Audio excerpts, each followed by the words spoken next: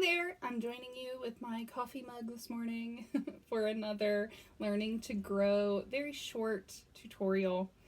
This is simply on fall chores. So things that you want to get done in autumn, which in your area could be as early as late August into November.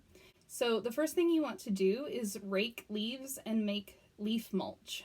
So you can do that in a number of ways. My favorite way, because it's the easiest, is to rake all of the leaves into my garden. So I literally rake them into my garden beds. You can do this right after the leaves fall. It's a lot easier to get them into the garden beds and then leave them for a few days. You don't want to leave them for longer than a week because they will prevent, at this stage, they will prevent water from getting to your soil. So you don't want to rake them around plants that need a lot of water if you're going to leave them for a few days. If they're already dry, you can do all of this in one day.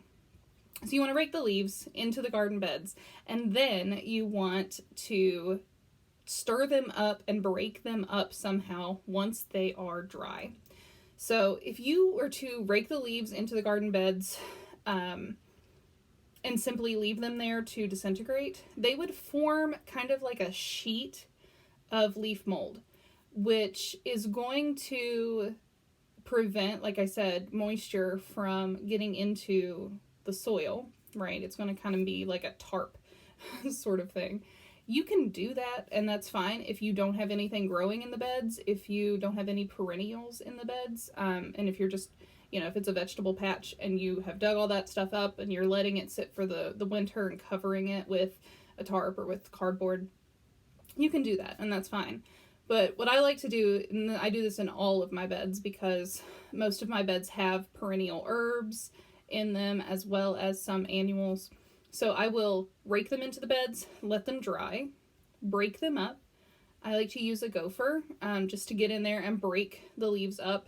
Sometimes I will just stomp on them because that's really fun too.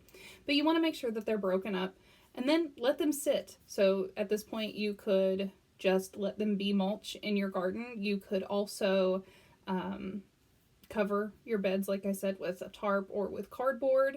The next thing that you want to do if you have any house plants or any indoor plants is wipe down their leaves. It's very, very important to keep dust off of your houseplant leaves. This can prevent them, if they're covered in dust, it can prevent them from absorbing as much light as they need.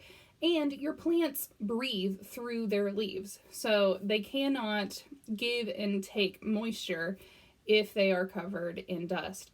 When we start to turn on our heat in the fall, you can get a lot of dust accumulation in the air, so it's very important to clean your leaves and to do that all winter. And do it, once every about month and a half is how often I do it. Some people do it more, some people do it less. But simply spraying them with a little misting spray bottle and wiping them down with a soft, damp cloth is all you need to do.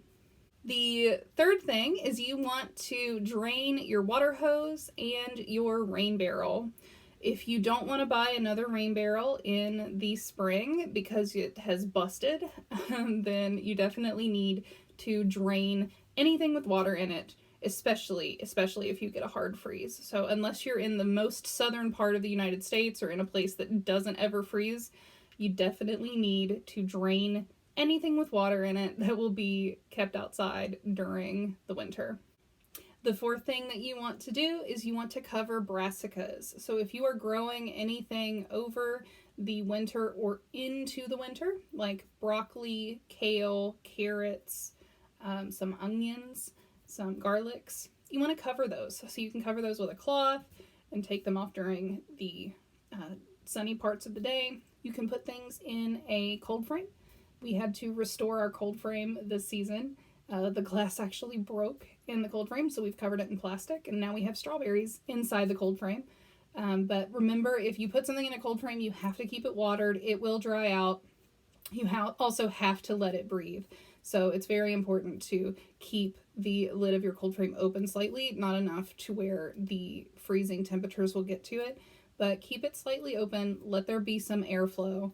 And then cover anything else in either a low tunnel or a high tunnel or some cloth. Finally, you want to plant spring bulbs. Set yourself up for success early on by planting daffodils, snowdrops, crocuses, and tulips.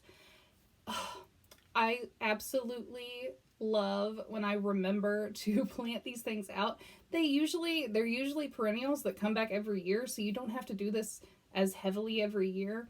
But just doing that little treat for yourself in the fall will give you such beauty in the spring, and I'm so ready for gardening when spring hits. So setting myself up for success by planting these spring bulbs is something I definitely will thank myself for.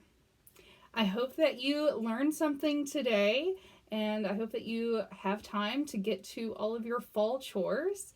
Stay well and keep growing. Thank you.